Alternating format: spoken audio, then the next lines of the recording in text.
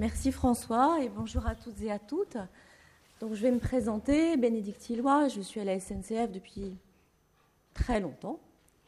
Mon premier métier était un métier de marketing. Je suis rentrée à la SNCF par hasard, au temps du Minitel.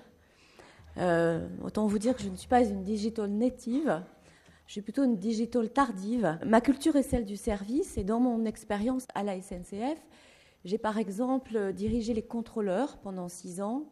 J'ai dirigé Transilien, et je pense que certains d'entre vous auraient adoré me connaître pour m'insulter à des moments où le service du RER n'est pas totalement au rendez-vous. Et il se trouve que depuis 2 ans, je suis secrétaire générale de SNCF Réseau et par ailleurs DRH de SNCF Réseau. Alors c'est quoi SNCF Réseau ? C'est en fait l'entité qui est en charge des infrastructures, qui entretient les rails, qui entretient l'ensemble des infrastructures qui permettent aux trains de passer, qui distribuent les capacités, c'est-à-dire les sillons pour que les trains circulent. Mais ça, c'est une vision très technicienne de SNCF Réseau. C'est aussi une entreprise de 56 000 personnes qui est en fait la fusion récente de 2 entités, RFF, qui était une entité constituée de 1500 personnes, et puis SNCF Réseau, qui est une partition de SNCF. Tout ça vous paraît peut-être un peu compliqué. Toujours est-il que je suis devenue DRH de SNCF Réseau au moment où nous avons décidé de fusionner l'entité RFF et l'entité SNCF Infra, et que RFF avait été créé il y a 18 ans pour contester le monopole de SNCF, permettre d'ouvrir à la concurrence. Et donc l'équipe RFF s'est constituée d'une certaine manière en opposition à la culture SNCF. Et lorsqu'il a fallu réunir ces 2 équipes, SNCF et RFF, j'ai dû finalement marier des équipes dont la première histoire avait été le divorce. Alors c'est un peu particulier puisque d'habitude, je ne sais pas si on doit dire d'habitude, mais l'histoire est plutôt à l'envers. On se marie, et puis si les choses vont moins bien, on divorce. Et là, les gens avaient commencé par naître en divorçant, et il a fallu les marier. Et marier 2 entreprises avec des cultures aussi différentes, c'est peut-être une histoire de process, des process RH qui sont différents, une façon de concevoir l'exécution du service qui est différent, mais c'est aussi, en fait, pour les équipes, d'abord et avant tout, des histoires, des avenirs en fait, qui viennent s'interpénétrer. Et ces avenirs, dans un premier temps, ils commencent par des mauvaises nouvelles. Et la fonction RH, sa responsabilité, c'est qu'elle doit accompagner les transformations. Et le drame, c'est qu'elle commence elle-même par devoir être fusionnée, alors qu'elles n'en ont pas du tout envie. Et quand je suis arrivée donc comme DRH pour faire cette fusion, j'ai découvert en fait 2 cultures, la culture SNCF, rouleau compresseur, qui a une vision très égalitaire de la fonction RH, qui considère que les carrières, les rémunérations, la formation, les compétences, ça consiste en fait à donner à chacun la même chance à l'origine, mais à pas aimer les têtes qui dépassent. Et puis côté RFF, puisque cette vision s'était construite contre une vision plus libérale, où chacun tente sa chance, où la politique de rémunération, de carrière et formation est peut-être basée sur la reconnaissance de la valeur ajoutée, mais avec les écarts que cela peut représenter, c'est-à-dire la perception par certains qu'il y a eu une politique RH à 2 vitesses. Bon, voilà avec quoi je me suis coltinée. Et ces 6 premiers mois de fusion ont été très très difficiles. Et très clairement, je me suis confrontée à ce que d'autres ont pu vivre dans l'entreprise, c'est-à-dire des risques. Vous savez, ces fameux 3 lettres qu'on appelle les RPS. En fait, les RPS, c'est un acronyme vilain, risques psychosociaux, dont les organisations syndicales font souvent leur miel. Mais enfin, les risques psychosociaux, c'est quoi ? C'est des gens qui vous déboulent dans le bureau pour vous insulter, alors que vous êtes paisiblement en train de faire une réunion. C'est des gens qui n'arrivent plus à se projeter, qui n'arrivent plus à avoir le sens de ce qu'ils font, et qui sont en situation de stress qu'on va qualifier d'intense. Et en fait, c'est très déstabilisant pour un manager que j'étais, parce que j'ai toujours été persuadée que j'étais un bon manager. Et puis d'ailleurs, on me renvoyait cette image. Et là, j'ai pris une claque dans la figure parce que je me suis dit, en fait, ma belle, t'es un bon manager, mais les gens, ils pleurent chez toi. Et j'étais super démunie. Et je suis allée chercher Luc, Chaumette, François, et je leur ai demandé s'ils avaient des recettes pour reconstruire notre façon de travailler. Et pour être très honnête avec vous, j'avais une grosse idée derrière la tête, ou plus exactement, j'étais pas très à l'aise avec l'excellence opérationnelle.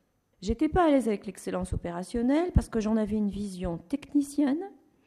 Je pensais que c'était un truc qui était sec, qui consistait à prendre les process et à les passer à la paille de fer, et que finalement là-dedans, l'humain n'avait pas naturellement sa place.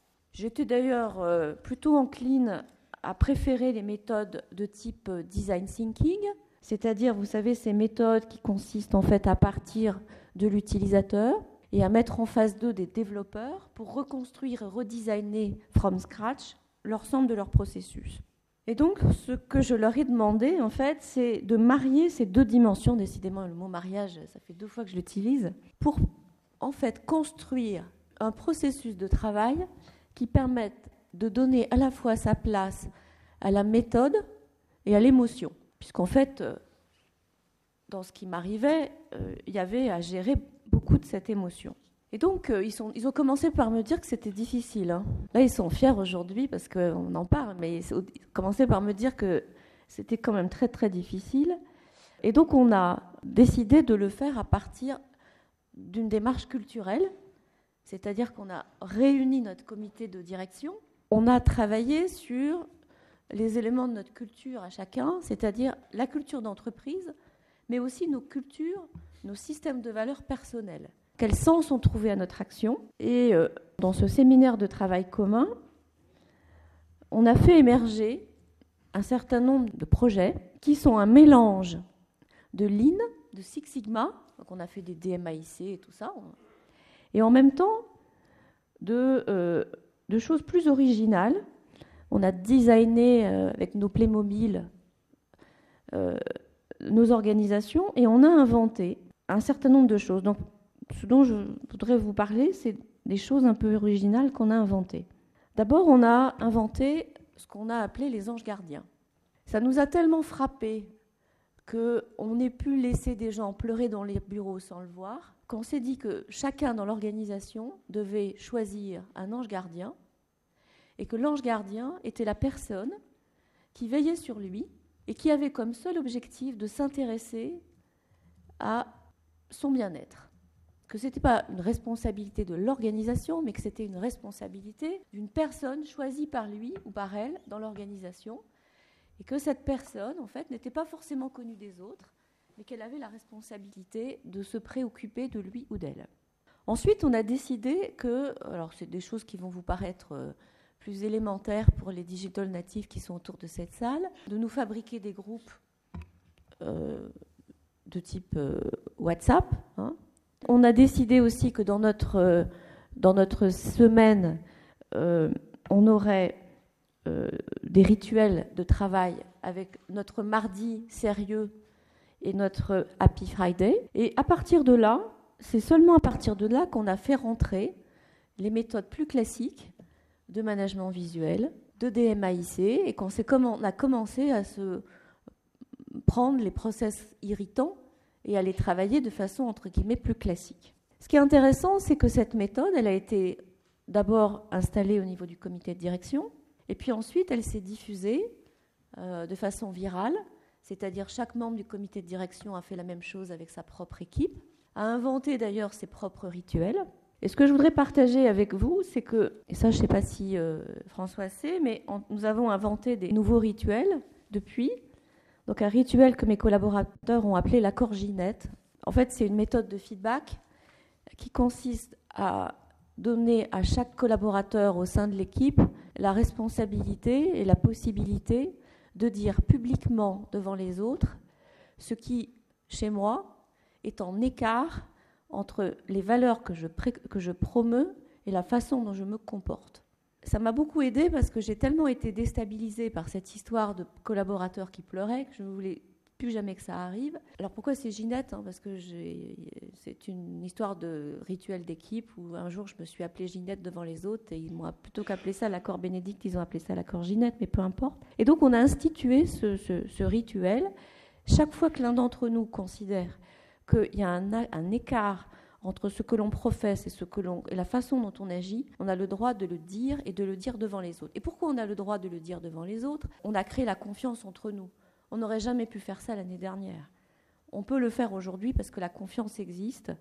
Et du coup, on progresse beaucoup plus vite maintenant. Et il y a plein d'exemples, du genre, je dis, chacun doit pouvoir prendre la parole. Et puis si je commence à la monopoliser, il y a quelqu'un qui se lève en disant « Bénédicte, là, tu en es quart. » Ce qui est intéressant aussi, c'est que dans l'équipe, puisque je suis secrétaire générale et pas que des RH, il y a la fonction juridique. Et tenez-vous bien, la fonction juridique, c'est une mise. Donc la fonction juridique pratique les rituels de management visuel et pratique le Lean Six Sigma.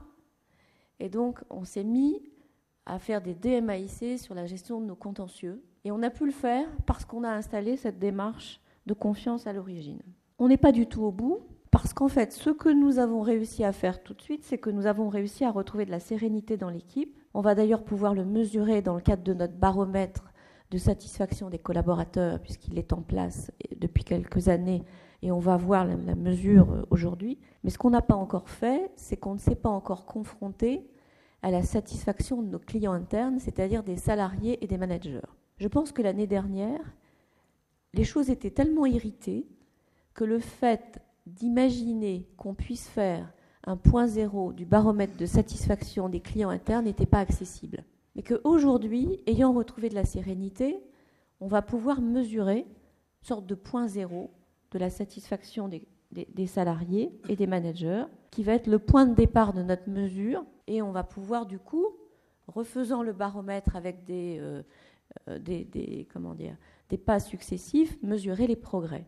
Alors moi, les enseignements que je tire de tout ça, c'est qu'en fait, d'abord, il faut être extrêmement humble. À chacun, il peut arriver des mauvaises nouvelles, et les RPS, c'est pas uniquement dans les équipes où on pense que on a des managers qui pratiquent la schlag. 2, il faut changer soi-même pour demander aux autres de changer.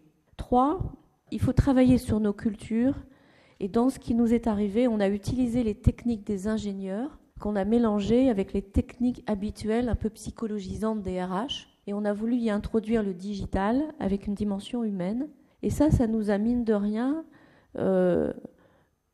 donné accès à tous nos collègues techniciens qui aujourd'hui sont prêts à comprendre pourquoi la fonction RH est en difficulté ou pourquoi la fonction RH peut faire des progrès. Et 4, c'est que le début.